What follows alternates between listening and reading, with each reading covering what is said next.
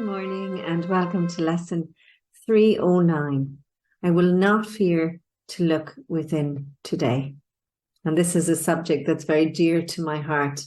Looking in, self-reflection, seeing what's there and having the courage to be present. So we'll take a moment, we will pause, we will close our eyes down. Let's place our feet firmly on the ground.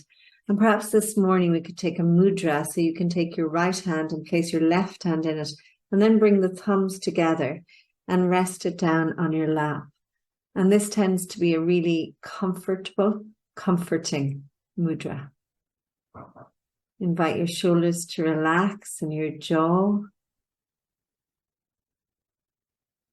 And come to your breath. Nice long deep breaths into the belly this morning, breathing full breath in. And as you exhale, gently draw your navel back to your spine. Blow that breath out. Big deep breath in. And blowing out. Good. One more time. Big deep breath in. And blowing out.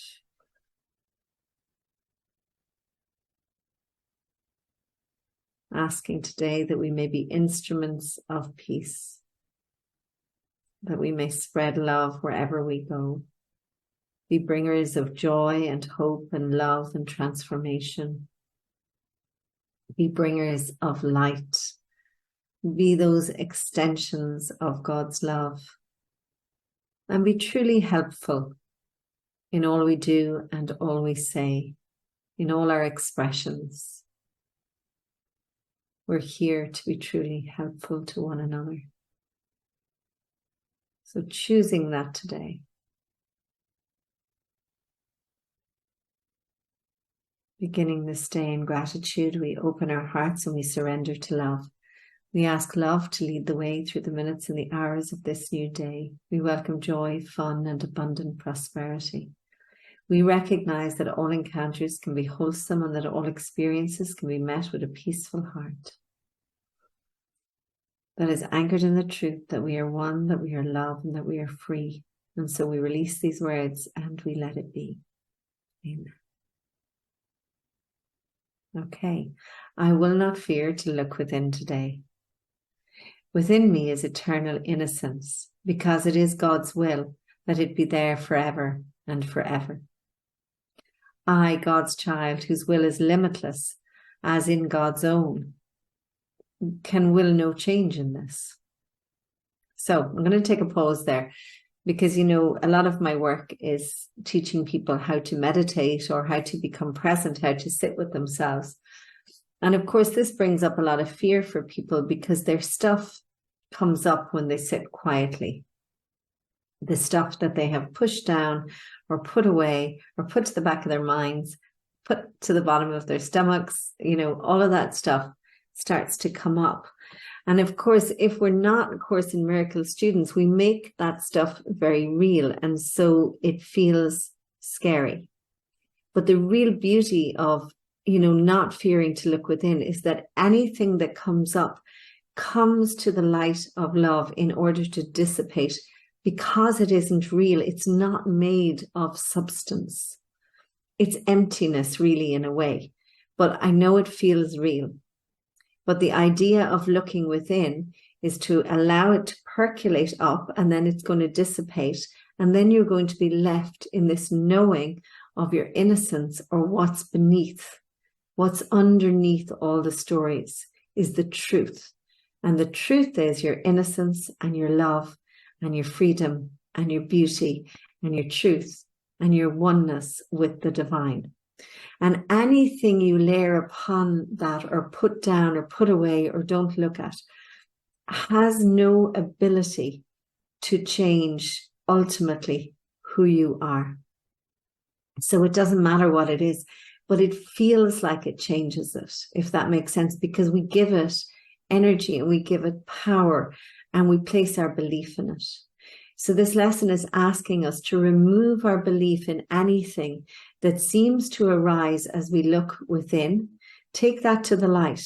Let the light sort it out. You don't even have to sort it out. You are innocent, and you're going to look upon your innocence. So to deny my Creator's will is to deny my own.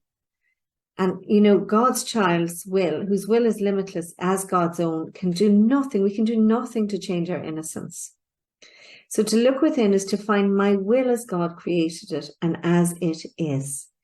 If I fear to look within, it is because I think I made another will, which is not true. So this is the stuff that starts to come up.